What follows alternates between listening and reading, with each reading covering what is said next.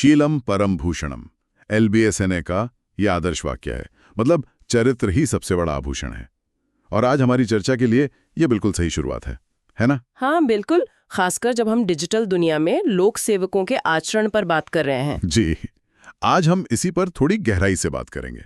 मतलब लोक सेवकों का सोशल मीडिया इस्तेमाल और उसके नियम। टाइम्स ऑफ इंडिया में भी इस पर बात हुई है और हाल में महाराष्ट्र सरकार के निर्देश, LBSNA की सलाह, इसने मुद्दे को फिर से सामने ला दिया है। सही कहा।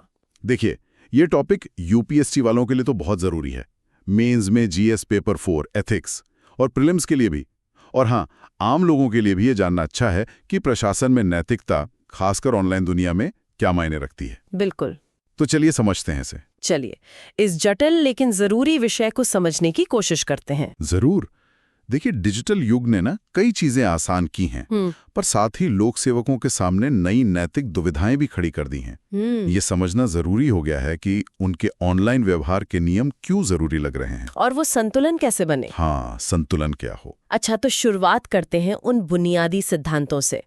अक्सर 4 पिलर्स की बात होती है: पारदर्शिता, जवाबदेही, निष्पक्षता और सत्यनिष्ठा। ये डिजिटल दुनिया में कैसे लागू होते हैं? कुछ खास है इसमें? हाँ, देखिए, ये चारों बातें ना ऑनलाइन दुनिया में शायद और भी ज्यादा अहम हो जाती हैं।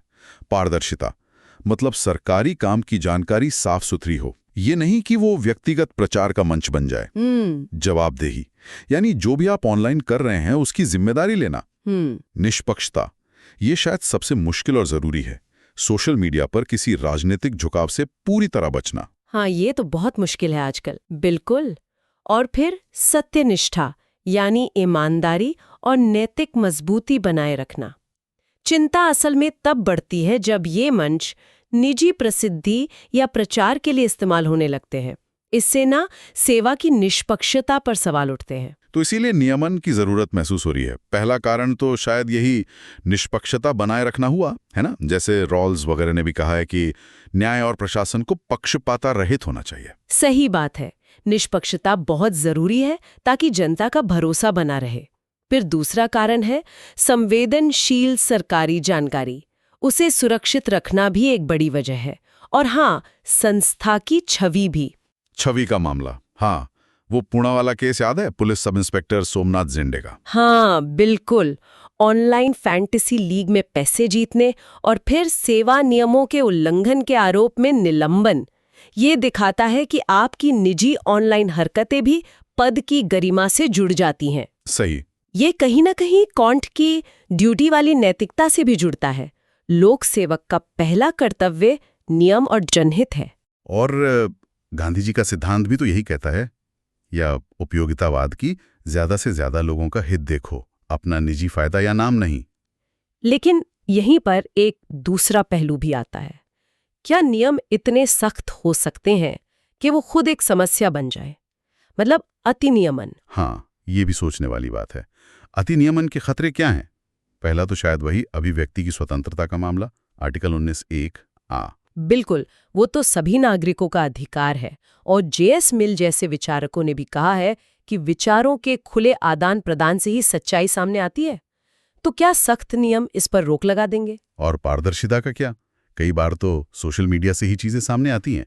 वो पूजा खेड़कर वाला मामला ही देख लीजिए, सोशल मीडिया से जांच में मदद मिली थी। हाँ, यही तो वो संतुलन है जिसे साधना है। जरूरत से ज्यादा नियम पारदर्शिता को दबा सकते हैं। और एक और बात, आज की जो युवा पीढ़ी के अधिकारी हैं वो डिजिटल नेटिव हैं। वो ज्यादा सहज है ऑनलाइन। बहुत ज्यादा बंदिशें उन्हें शायद अलग थलग महसूस कराएं। उनका मनोबल गिर सकता है। एक तरह का अविश्वास भी पैदा हो सकता है सिस्टम में। वैसे देखा जाए तो नियम तो पहले से हैं भी। वो केंद्रीय सिविल सेवा आचरण नियमावली 1964 है, अखिल भारतीय सेवा नियमावली 1968 है। जी, वो नियम आधार तो देते हैं, लेकिन आप सोचिए वो कब बने थे? तब सोशल मीडिया था ही नहीं।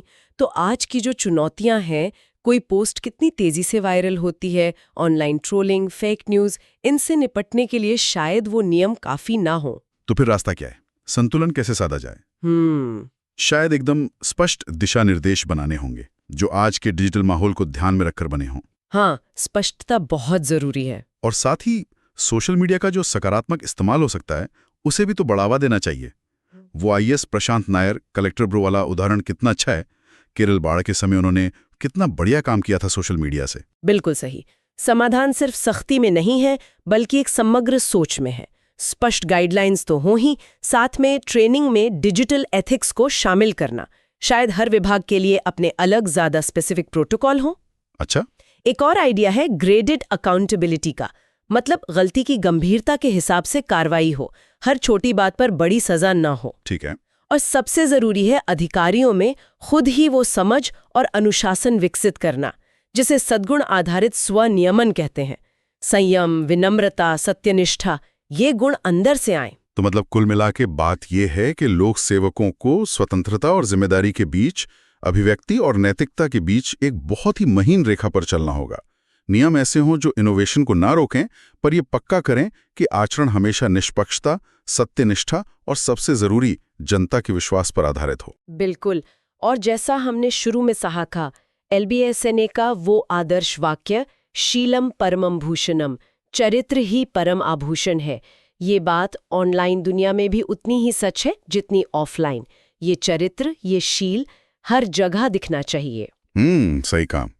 अच्छा, इस चर्चा के बाद एक सवाल मेरे मन में आ रहा है जो शायद हमारे सुनने वाले भी सोच सकते हैं। एक नागरिक के तौर पर हम लोक सेवकों के नैतिक डिजिटल आचरण को सुनिश्चित करने या प्रोत्साहित करने में क्या भूमिका निभा सकते हैं? ये एक बहुत अच्छा सवाल है सोचने के लिए। तो इस पर जरूर सोचिएगा। और अगर आपको हमारी ये बातचीत, ये पड़ताल अच्छी लगी तो इसे लाइक करें, सब्सक्राइब करें। और हाँ, अगर आपके कोई सवाल हैं या आप अपने विचार साझा करना चाहते हैं तो नीचे कमेंट्स में जरूर लिखें।